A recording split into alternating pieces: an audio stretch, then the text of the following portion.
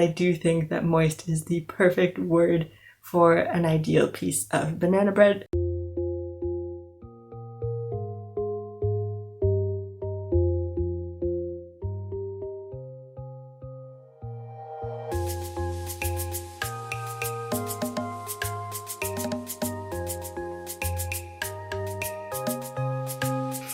Hello everyone, thank you for coming or for coming back. Today I am very excited that I have finally been able to jump on the trend of baking banana bread during quarantine. This is a recipe that I've wanted to share for a while, but for whatever reason we just haven't happened to have any bananas overripened before we've got to them. So I am very excited to show you how to make it today.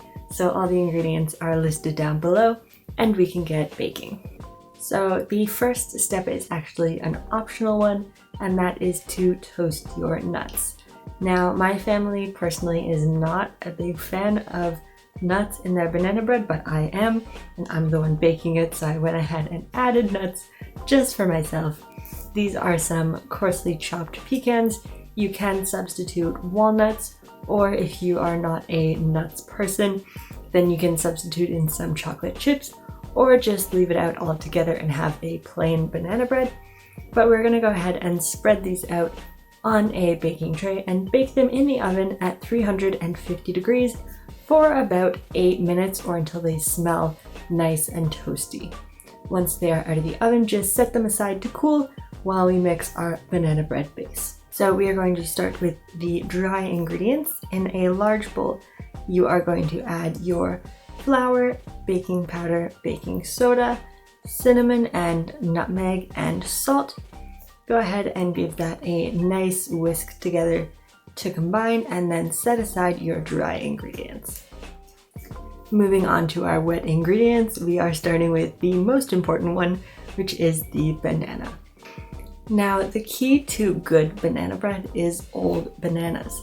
This is because over time, the starches in the bananas break down into sugars, and this leaves you with a sweeter and more banana-y tasting banana. So what we normally do is, if we ever happen to have a banana that gets too ripe before we can eat it, we'll just throw it in the freezer. And once we have a few frozen bananas, we will thaw them overnight in the fridge, and then we can use them to make banana bread. If you don't have this, then you can go ahead and buy some bananas and wait for them to ripen.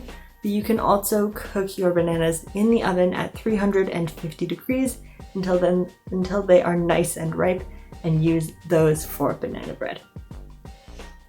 So here I've got my bananas, and I'm going to put them in a small bowl with my sugar, and I'm just going to break this down using a whisk to sort of smush it around and form a paste.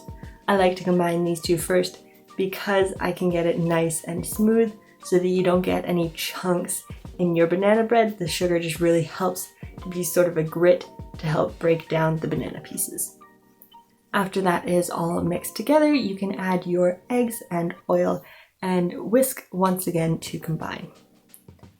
Next, you're going to add all of your wet ingredients to your dry ingredients and go ahead and stir it together until it is almost completely combined, but not quite. And at this point, you are going to add your nuts or your chocolate chips, or just skip this part and keep on mixing. You don't want to completely mix it together before adding your nuts or chocolate chips, because then you will end up over mixing it, and you don't want to over mix it because we want this to be nice and soft and not chewy banana bread.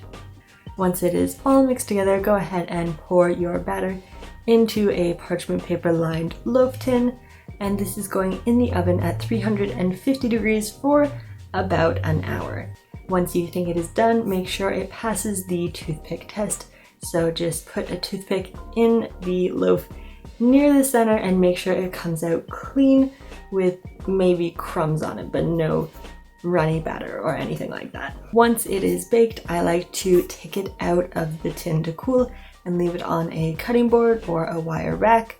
Now, if you think that this is all going to be eaten at once, like in the next hour, then I would say go right ahead, cut into it now. But if you think this is going to be around for longer than that, then I would highly suggest that you let it cool completely before cutting into it, because as soon as you cut into it, all this steam is going to escape and then your banana bread is going to be a little bit on the dry side. So I would suggest that you let it cool completely before cutting into it, as hard as it may be. So once it has cooled completely, go ahead and cut it open and reveal your beautiful, nutty, moist banana bread. Now, I completely agree with all the people who hate the word moist, but I do think that moist is the perfect word for an ideal piece of banana bread, so I don't think it's going away anytime soon. So here is your beautiful banana bread. It is fantastic. I was very happy to make some of this to really round out my quarantine experience, and I hope you make some too, and I hope you enjoy, and I will see you next time.